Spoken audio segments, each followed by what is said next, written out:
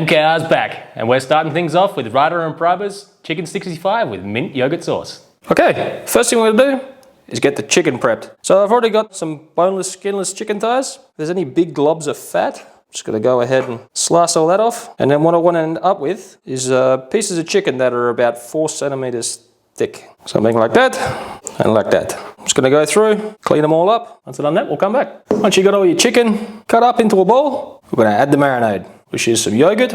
I've got some crushed garlic and a tablespoon of finely grated ginger. So I'll bung that in. Now, I couldn't find any fresh curry leaves, but I do have some dried ones there. And all I did was put them in a mortar and pestle and grind them up into a powder. I think that'll work just fine. And then I got some cashmere chili powder and some ground cumin. So we're gonna bung all that in. And I'm gonna stir this to get it all combined. And before I forget, we're gonna add some salt.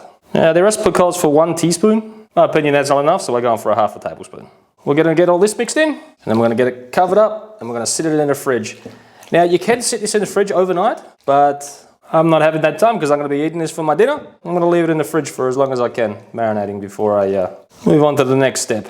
Now, if you noticed, I did use quite a large bowl for this, and that's for good reason, because later on, I'm gonna be adding my starches straight into this bowl, and then it'll be easier to mix through and get all nicely coated there. Once you got it all mixed in, we'll get it all flattened out, and then we'll get some plastic wrap out, and we'll cover this up. So to cover this up, you want to get your cling film out, and you want to press it down on top of the chicken so it marinates better, and also so it doesn't dry out on top. Now we're going to set this in the fridge. To make the mint yogurt, we're going to get obviously some mint in my little food processor here, and also some coriander.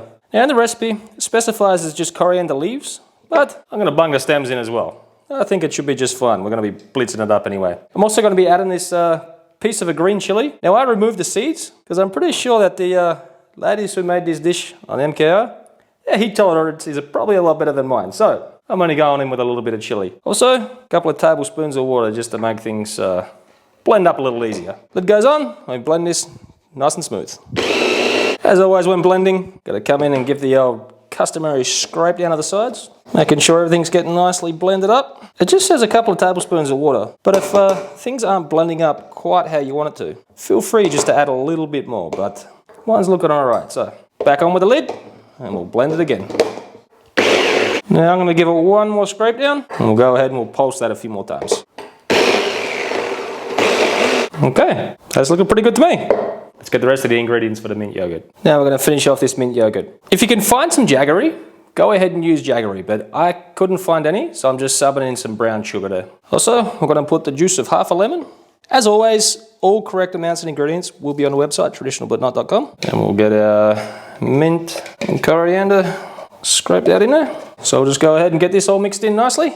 And we'll also get it covered up and stick it in the fridge. Same as with the chicken, we'll go ahead and we'll make sure it makes contact with the yogurt. We'll stick that in the fridge till we're ready to use it. So I've had my chicken marinating away there for a while, and now I've already mixed up my rice flour and corn flour, and we're just going to add that straight into the chicken.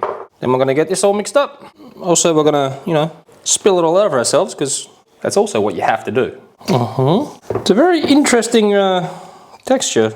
I would never think to fry chicken like this. It seems a little bit too wet, but trust in the recipe. I've already got my fryer heated up, so we're going to head over to there. Okay, so I've got oil heated to 175 degrees and work it in batches. Just going to add the chicken straight in.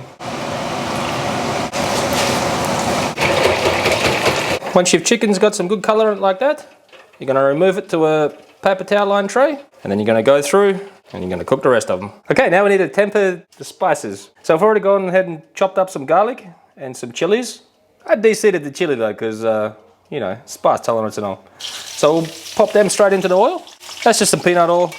Also, we're going to add some curry leaves. I couldn't get any fresh ones, so dried it is. About that much. So we'll just go ahead and toast this off for about a minute or so, and then we'll get the chicken in there. So the original recipe also calls for just green chili, but I couldn't just find any green chilies. It always comes in a pack with some different colors. That's why I have the little trio of colors in here. Now I've toasted them off a little bit. We're going to add all the chicken, and we're going to toss all this to coat.